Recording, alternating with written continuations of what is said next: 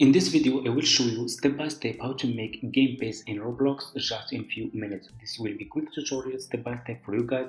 So let's get started. So what you need to do, you just need to come to roblox.com like this, and you should see over here create. Okay, click on create and you will be directly in this page. Click over here again on creation, and it's gonna take you to this page over here. As you can see, scroll down and click on this picture like this, and it will take you again to this page over here, as you can see. And over here, scroll down and you should see over here monetization. Okay, and you should see paste. Okay, click on paste and it's gonna take you to this page. As you can see, click on create a page. Okay, like this, and here you go. You can upload image, you can give it a name here, add your description,